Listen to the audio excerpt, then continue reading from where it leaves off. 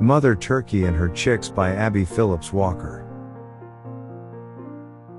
Mother Turkey believed in the old adage taught to her by her grandmother, "The early bird catches the worm," and every night, when the sun set, she took her little chicks to the highest branch they could reach in an old apple tree, and sang them to sleep with this lullaby.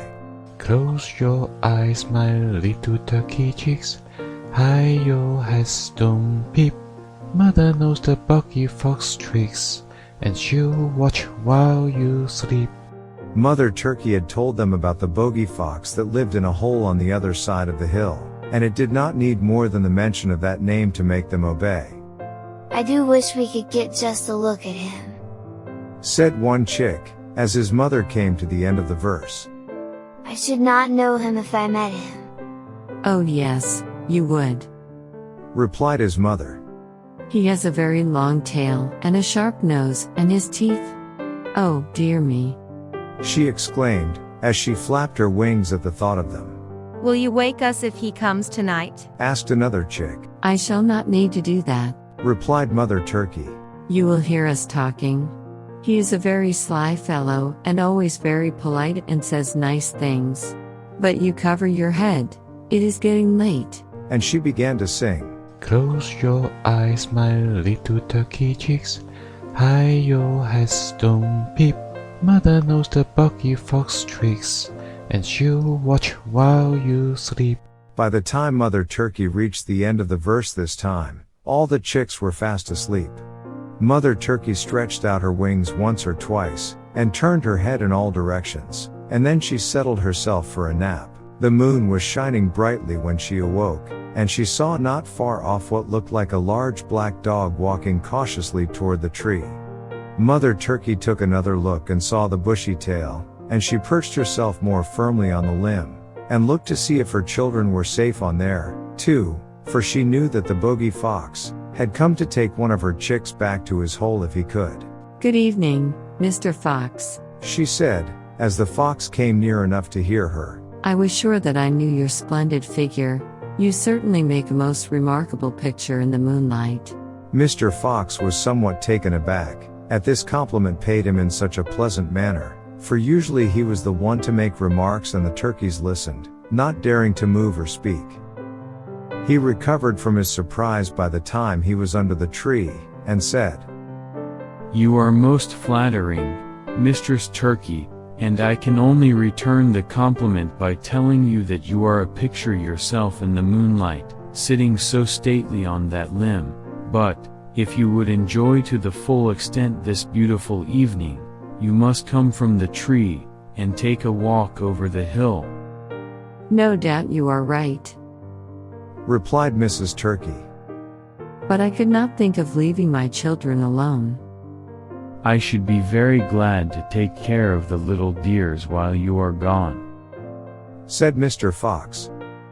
"And if you will have them come down beside me, I will tell them a story which I am sure will keep them interested until you return." By this time the turkey chicks were awake, and listening to what the fox was saying. He seemed so nice and polite that they quite forgot to be afraid, and when he spoke of telling them a story, one of them said, "Oh, please do go, Mother, and let him tell us a story. Will be very good if you will." "You see, my dear madam," said the fox, "the little dears are quite willing to stay with me. Do go and enjoy the moonlight." Mother Turkey looked at her children in a way that plainly said to them, "Be quiet." and then she said to Mr. Fox, "I appreciate your kind offer, and were my children well, should be very glad to leave them with you, but they have been sick, and are so lean that I have to be very careful that they sleep and eat well, or they will not be fat by next Thanksgiving, and that would be a disgrace, you know." When the fox heard this, he was not so anxious to have the chicks come down, so he said, "I know just how anxious you must feel, Mistress Turkey, and if you will come down where I can talk with you without being heard, I will tell you the very thing to give them to make them fat." "If he cannot get the chicks, he will take me," thought Mrs. Turkey. "but I am too old a bird to be caught even by this sly fellow." Mrs. Turkey did not reply to this last remark. She was thinking of a trap she saw her master set the day before. I wish you would walk around a little, so my children can see what a beautiful bushy tail you have, she said. They have never seen so handsome a fellow as you are.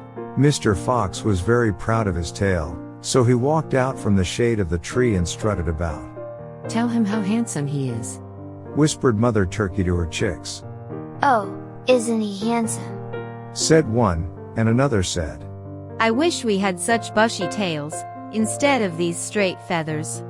While Mrs. Turkey said, You are quite the handsomest creature I have ever seen, and I have seen many in my time. By this time the fox was so pleased with their admiration that he was ready to do anything to display his charms, so when Mrs. Turkey said, I wish you would run and show them how you can run and jump, he asked what he could jump on to show his nimbleness. The top of that hogshead would be a good place, said Mrs. Turkey, knowing well that the cask had no head and that it was nearly full of water. Away ran Mr. Fox, and splash he went into the hogshead. He tried to get out, but it was no use, the cask was too high, and then the farmer, hearing the noise, came out and soon put an end to Mr. Fox. The little turkeys sat wide awake and trembling beside their mother, but when the farmer went into the house she began to sing. Close your eyes, my little turkey chicks. Hide your heads, don't peep. Mother knows the bucky fox tricks, and she'll watch while you sleep. And in a few minutes all was quiet again in the yard.